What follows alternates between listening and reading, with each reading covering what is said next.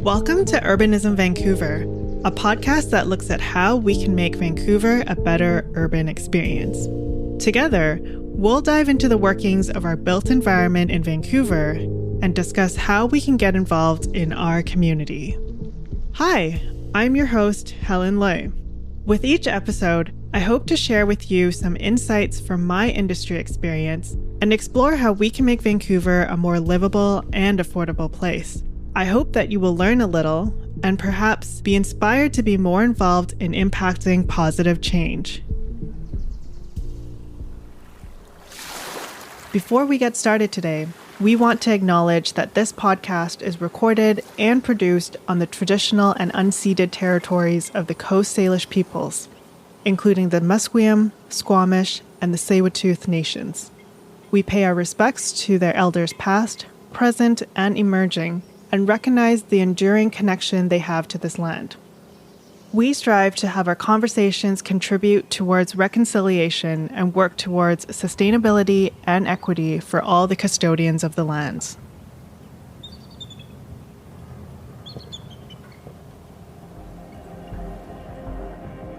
In earlier episodes, we discussed existing and potential policies that may support more abundant and affordable housing. However, not only do we need to change some of our housing policies, we will also need to change the way we view and value housing. As you'll hear shortly in my conversation with Michelle Cyca, some of those changes may come with uncomfortable conversations that challenge our definition of housing wealth and of our perceptions about the value of home ownership. I'm so excited to welcome Michelle Cyca. Michelle is an award-winning freelance journalist and editor in Vancouver. She is editor of Indigenous-led conservation coverage for the Narwhal and also a contributing writer to The Walrus and a contributing editor to Maclean's. Michelle's writing covers a variety of topics such as contemporary Indigenous issues, reproductive rights, parenting, the climate crisis, and rollerblading. Michelle, thank you so much for taking time to join us today. Is there anything else you wanted to add in sharing a bit about yourself? Just a very important clarification that I am a roller skater and not a rollerblader. Oh, very sorry. Different subcultures. Oh, okay. No, it's okay. It's okay. I feel like a lot of people mix them up because they're equally uncool, but I don't know how to rollerblade. I feel like I would fall even more than I do roller skating. That's my only clarification. Okay, I'm going to jump right into it. Some of the things that you've written about that I really want to talk about today are topics such as home ownership and Indigenous-led housing and development. Most recently, I think you wrote a piece this year for Maclean's, and the title was The End of Home Ownership, which I really enjoyed reading. The right to safe, secure, and affordable housing is an important ideal that everyone is working towards and talking about in the public. And yet it's becoming more and more of a distant dream, especially since we're tying it so closely with that it has to mean owning a home. And so I just find that really fascinating.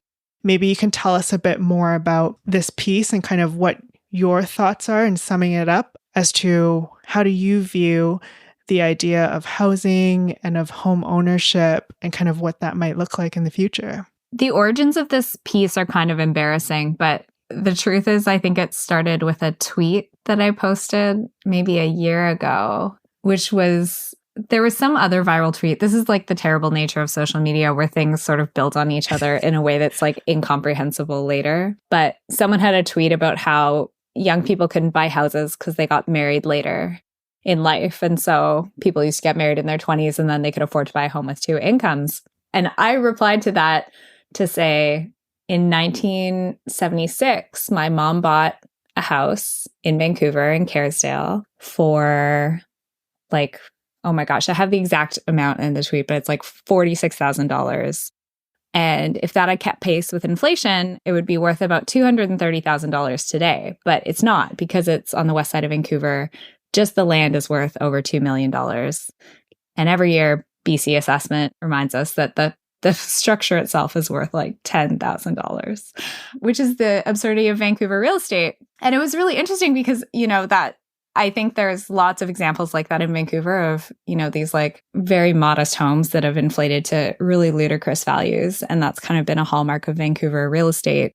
But during the pandemic, something interesting that happened, interesting in a pejorative way, is that a lot of people started moving. There was this kind of surge of mobility because a lot of people who had stable employment, who had been accumulating savings from working from home, suddenly didn't have to live where they did anymore. They could work remotely. And aside from that, I think a lot of people just reevaluated their life. They want to be near family. They want to be out of the city.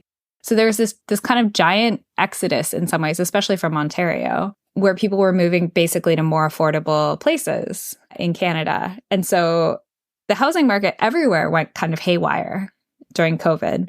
And that was, the accumulation of decades of housing policy and financial policy, lots of sort of factors that in retrospect you can really see as kindling for the sort of raging forest fire of unaffordability that we find ourselves in now. But one thing I was really interested to look at in that housing piece is, I often see this conversation about housing as a generational split where you have a generation, the boomer generation, which had very different circumstances in terms of affordability, especially in terms of how incomes sort of tracked with housing costs. So, someone who is working full time could reasonably expect that they would be able to save enough money to buy a place to live.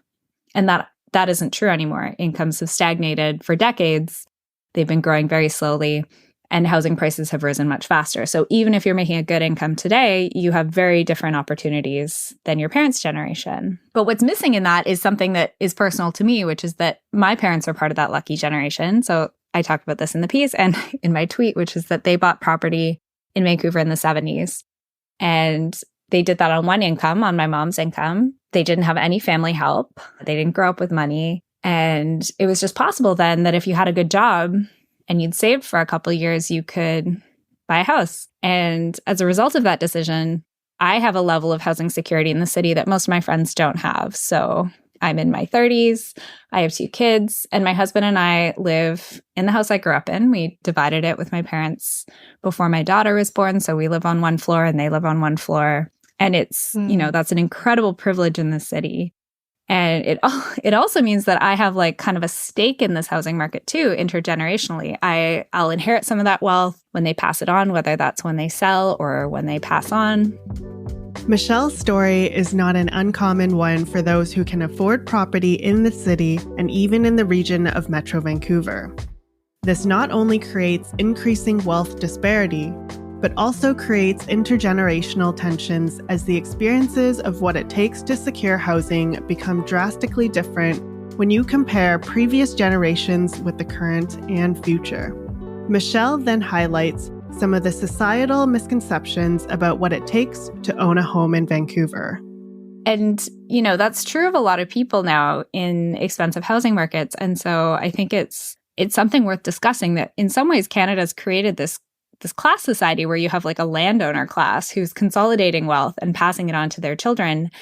And increasingly in somewhere like Vancouver or Toronto or other cities, there's a lot of cities in Ontario that are becoming increasingly expensive. And in BC, across the whole province, I think the average property price is close to $1 million now. The only way to afford something like that if you're a young person is if you have access to intergenerational wealth. And increasingly, that means if your parents are already property owners, right? So in some ways, we're reproducing this sense of privilege and concentrating it over generations because property has become so much more valuable.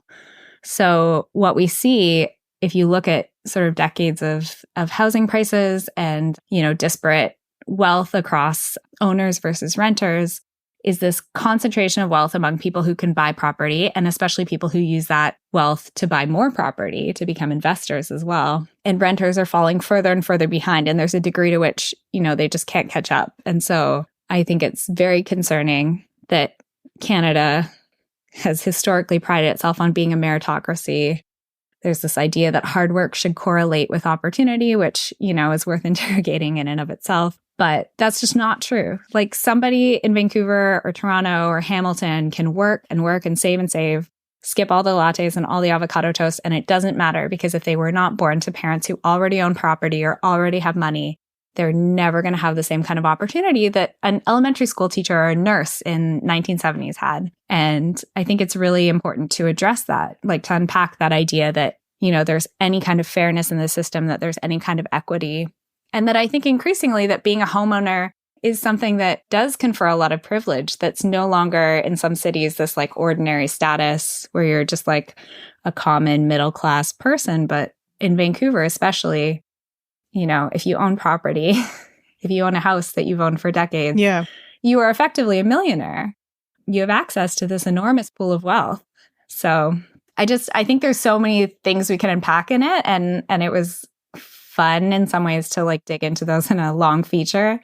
I want to get back into something you said earlier about the privilege of owning land and then using that as a mechanism for growing your wealth. And I see I see almost like two sides of the same coin when we look at how our society views home ownership as a mechanism for success, for wealth, for like creating money, because you have people who buy homes, and yes, they might view it as, I'm not doing this as an investment because I'm living in it and I see it as like, this is just a place that I live. But yet at the same time, our society kind of expects that if you buy a property, that the value should go up, like it is a good investment. Like we hear often, and that's kind of one of the reasons why people tell you that if you can save up, buy a home as opposed to renting, because it's this idea that that's how you get ahead in life. But obviously in a housing crisis, when somebody then takes that and like buys a second property, then all of a sudden, like that's something different. And so the first person who's just buying a house, who's living in it, who still expects to reap fortunes, that's not considered an investment, when really to me, it sort of feels like the same thing. And so I wonder, like, as we move forward and we build more housing and say we achieve closer to an ideal where everyone has access to an affordable home, how do we break that apart between like this idea of, yes, everyone should have secure and affordable housing, but then also that probably means that it's not going to be this tool where you can buy a home, live in it, and then assume that that's just going to be like your retirement. Yeah. In some ways, like the rapid growth of property values, especially since 2008, is an aberration. So people did used to buy a home and maybe it gained a little bit of value each year. Some years it might have lost value, but the idea was they were going to stay there forever. And so it didn't matter kind of year by year. Whereas I think, there has been this financialization of housing where a lot of people have gotten into the housing market because they've seen these wild profit margins where, you could buy a property, wait a couple of years and sell it for just like a tremendous amount more than you paid. And so that's driven the crisis in some ways. And that's been exacerbated by things like really low interest rates where people can borrow, they can kind of gamble on this like big mortgage and bet that it's going to pay off. And short-term rentals, which have encouraged people to think of themselves as like kind of small-time landlords and hoteliers in some ways. A big part of that is that the Canadian, the federal government used to invest quite a bit in rental housing and low-income housing. So when there was a big housing boom after World War II, all kinds of housing were getting built, single family homes, but also apartments, co-ops. And a huge part of that was federally funded and federally driven. So, the idea there was that if you were like a senior or someone who for other reasons was never going to be able to afford a home, or for whom like a 4-bedroom house was not appropriate or desirable, you would still have a place to live. There would be housing for you. And then in the 80s, we entered this more conservative period where that funding disappeared. The responsibility for housing was transferred to the provinces, but without a lot of incentives. And what that led to, over time was this growth of condo buildings and the sort of displacement of the responsibility for rental housing from being something that governments were building and designating targets for to sort of a byproduct of the housing market where individual owners would buy a condo or investors would buy a condo building and use it as an investment holding and rent the units. So it became this privatized thing. And what that's meant is that like renters are really kind of at the mercy of people's investments, right? So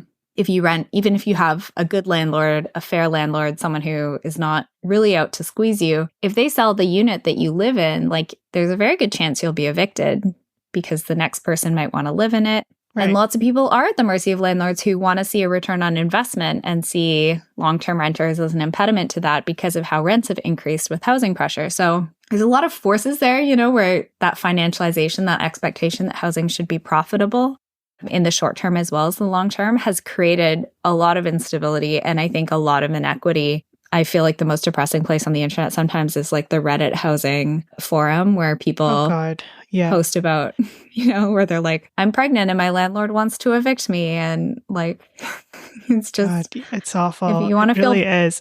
Yeah. If you want to feel bleak about humanity, it's a good place to. But it is, it's also a good illustration of like, here are the tensions when we have a system that has not created secure rental housing stock for people, where everybody is in this precarious position. And then when you have personal interests up against each other, one group has a lot less power in that dynamic. And that's the 1/3 of Canadians who rent their housing and who many of whom rent from, just a homeowner with a second property or a basement suite or a laneway house that they're using as a source of income. And that's how they see it first and foremost, as an income stream and somebody's housing second.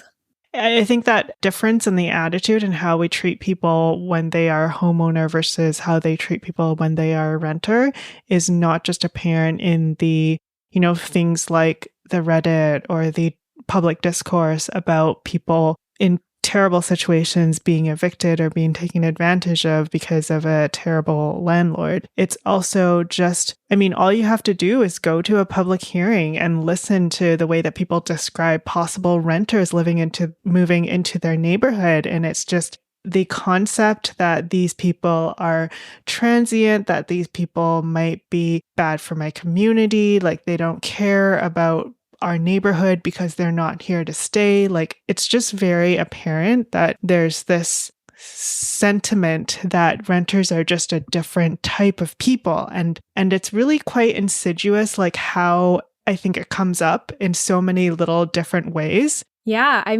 I also feel like the public hearing comments are very illuminating in a grim way.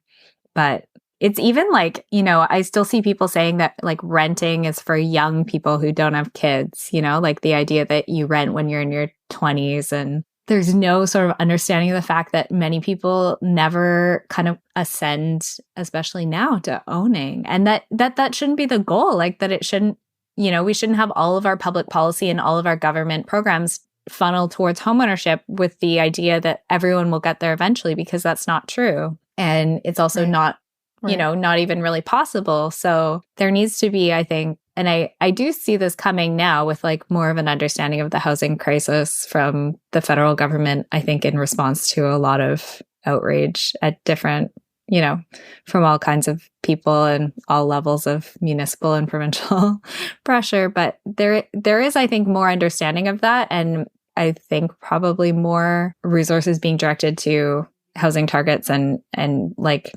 not just sort of perpetuating this fantasy that like eventually everyone will be in a single family home at some point in their life, like, which it's I think hard to reconcile. Yeah, it's very messy. I think it's interesting that there's this idea that the market will provide for what people need. That's very hard to let go of, because I think we've seen that when there are market forces that, make housing really profitable and incentivize keeping some kinds of housing quite scarce to drive up its value and limit what can be built, there's just no opportunity for that. And I think we've seen that failure play out now in a lot of different cities in Canada, and will probably play out in more before this problem is solved, because it takes a really long time to build housing. Like, it's going to take a long time to build the housing that we need and change the housing policies that need to be changed. And I think in that time, things are going to get a lot worse. Yeah, I agree. I mean, we see politicians focusing on funding now. Like, I think it's a good thing that we're hearing so much about it. There's a lot of,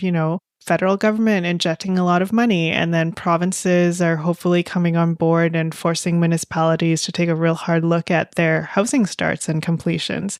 And municipalities as well are looking at zoning regulations and reforming some of that. But still, the reality is that we need a lot more public funding. We need a lot more public owned housing or nonprofit housing or non-market housing. But all of that comes from public funding. And again, when you talk about that, there's also a big like group of people in society that are like, well, why should I give money to the government to build things for people to live right in the city when I live next door and I worked like 4 jobs and, scrambled just so I could get here, right? Again, It's this idea that I am deserving of something and other people like need to also jump through a lot of hoops so that it doesn't lessen the value of what I have created for myself almost. Yeah. And also, those people strangely do not see themselves as beneficiaries of public handouts, even though there are a ton of programs for homeowners. There are tax credits, there are grant programs, in the city of Vancouver, but every other major city that I can think of, there are opportunities for seniors and sometimes like people who have young children to defer their property taxes. Like there are all these ways that homeowners can alleviate their costs or take advantage of programs that are designed to add value to their asset. So like renovation grants or grants from the government for things like, like energy efficiency. These are all things that homeowners can take advantage of that benefit them and benefit their investment. And nothing like that exists for renters. There are no renter rebates. There, I guess, will be one in BC for, a segment of renters who meet this income threshold, but there's no means testing for a lot of the homeowner programs. So it is really interesting, when you consider that homeowners have, on average across the country, according to Statistics Canada, more than 28 times the wealth of renters on average. And yet we still have this like entire funding scheme that's really geared towards benefiting owners. And yet, like you say, there, when we talk about building public housing or funding public housing, a lot of those owners are like, well, that's not fair. Why don't I get any of this money? And it's like, well, you do. You get most of it. You might not see it that way. But there's a lot going their way. That disparity, I guess, of the idea of whether something is deserving comes up a lot. Now that this discussion about zoning reform is coming up, right? This idea that when we upzone, the value of land is essentially, which previously had been deflated, this idea of that land's going to shoot up for a lot of these places. And a lot of people are saying like, well, if it becomes way too expensive, you're forcing like this old retired couple who's living on a pension out from their home. And obviously that's not the intent, that's not the idea. But yet when people are renters who are evicted from their homes, it's a totally different scenario. It's that people have to come together as tenants and advocate for why that's not okay and fight for their right to get first right of refusal or to get, rent back in. And it's just, again, society treating those two very similar situations very differently, as if one is more deserving of compensation than the other. That's a very common theme. I mean, you see that in, complaints about like rental caps and like rent increases being limited in the provinces and cities where they are limited, where landlords see that as unfair. And you also see it again in like, I see this conversation on Reddit almost every day where someone's landlord wants to raise the rent more than the legal maximum. And often what people will say is like, well, your landlord's been doing you a favor. Like they've been, sounds like they've given you a good deal and maybe you should pay them more than you legally have to. And that's, I think, like an underlying attitude that's quite common is that renters are sort of living off the largesse of the owner class and they're like the beneficiaries of it. People see their investment that they're renting out as sort of a public service sometimes. And you see this in the dialogue where people are like threatening to sell and leave the business of landlording. And that's sort of the product of, again, how the government has really left this to individuals to like sort out rather than providing a structure that would make housing sort of sane and affordable. But it is, again, also this idea that like renters have the secondary status in a lot of discussions in terms of how they're treated. They're seen as like not real members of the community, not real contributors. And sort of there's a lot of resentment, I think, when they're seen as like impediments to profit or like desirable housing that, if you're building an apartment building in a neighborhood where maybe it's going to throw a shadow over somebody's yard, that's considered an infringement on their rights. Or it's also present, when people push back, which is happening a lot in Vancouver with the sort of citywide rezoning discussions. There's a lot of opposition to putting rental housing and denser housing on side streets and kind of in the heart of neighborhoods. There's still a lot of people who think that belongs solely on arterials where, there's worse air quality, there's a lot of noise pollution.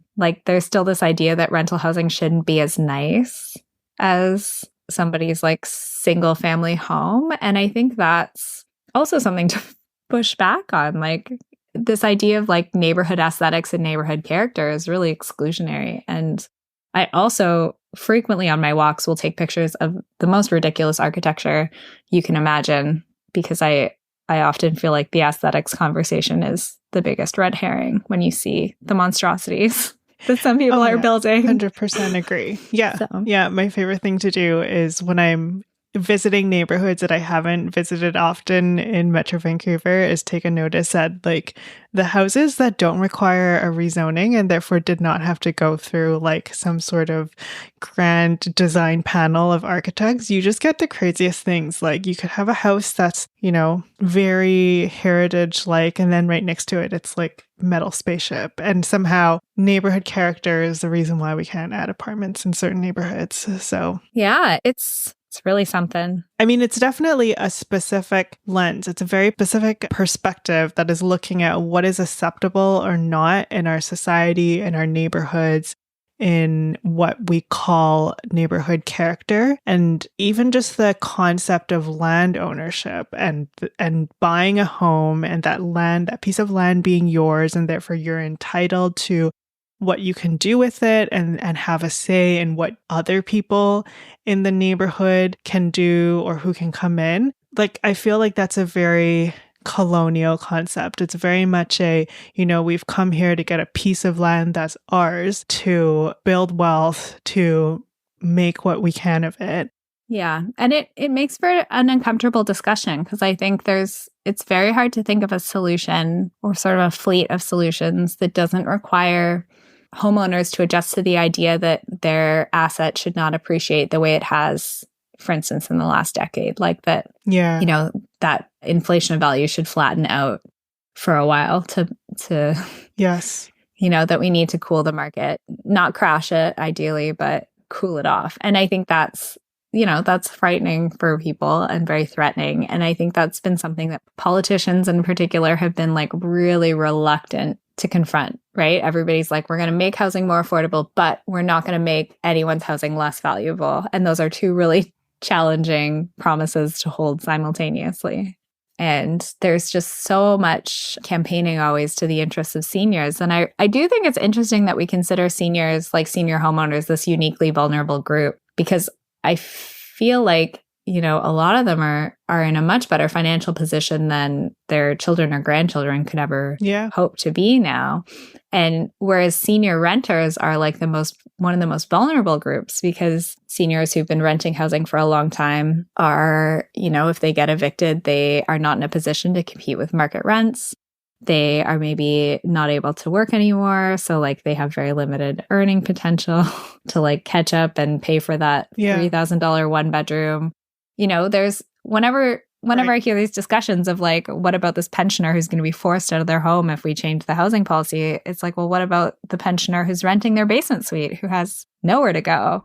A quarter of seniors are renters. Michelle has summarized some of the key ways in which our society values homeowners and renters differently, and how these perceptions are further damaging when we layer the power imbalance between the two groups. The accumulation of wealth through owning property is also conflated with a belief that owning property entitles one to more say in their neighborhood, more control, and the ability to dictate whether others belong in that community. This furthers the massive imbalance between owners and renters. To wrap up our conversation, I asked Michelle to summarize how we could instead envision and describe housing wealth for the collective community. Yeah, I think like, again, it's not about pushing any homeowner out of their home or onto the street. It's not about taking things away. It's about giving things to other people who've been excluded. It's about making it fair. And again, I think it does benefit everybody, like having neighborhoods that are vibrant, like having neighborhoods that have, enough people in them is necessary. I think we can see in like West Point Grey, where it's kind of a ghost town now because no one can afford to live there. It benefits everybody to have neighborhoods that are affordable and inclusive. Some will say socialism or communism, but I think it's just, taking the empathy that you want to feel from your neighbors and giving it back. Pretty simple. Thank you, Michelle. I really enjoyed that. I was super excited for our conversation. And I'm sure there's if we had more time, there's so many other topics that I'm sure that I'd love to cover. But yeah, really appreciated you taking the time to talk with me today. Thank you for having me on. Maybe season 2 of the podcast. We can do this again. It's clear there's an incredible power imbalance between homeowners and renters. This is evident both overtly in our housing policies, but also in the underlying way our society views these two groups. We have a whole host of benefits for homeowners, but very little to protect the growing population of renters or any other type of housing tenure. Our societal perceptions towards housing tenure also furthers that inequity.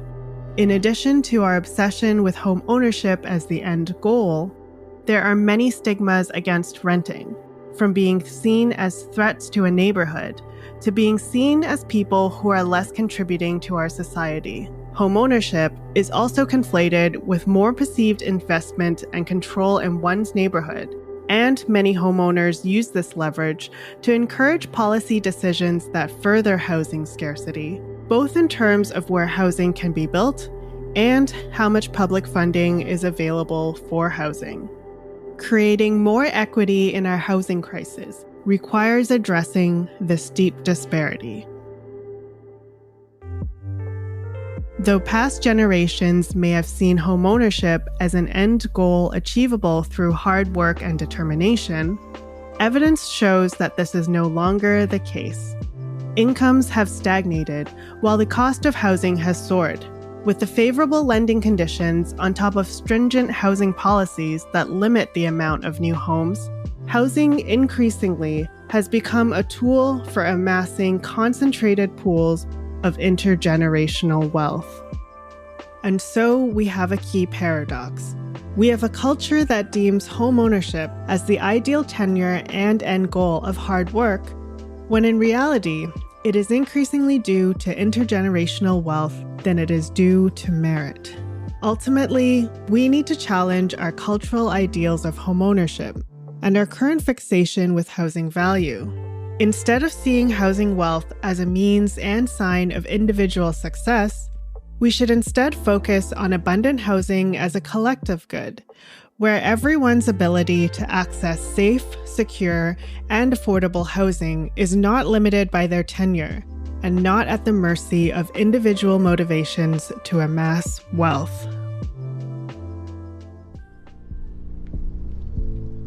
On our next development, we're going to wrap up this season of Urbanism Vancouver by summarizing some of the policy changes we've seen since our first episode and explore the future of housing. I hope you'll join us. You've been listening to Urbanism Vancouver, the podcast dedicated to bettering our built environment. Be sure to follow us on your listening platform of choice so you don't miss our future releases. I'm Helen Lui. Thanks for listening. This podcast series was independently funded and produced by myself and Aaron Johnson. Visit us at urbanismvancouver.com.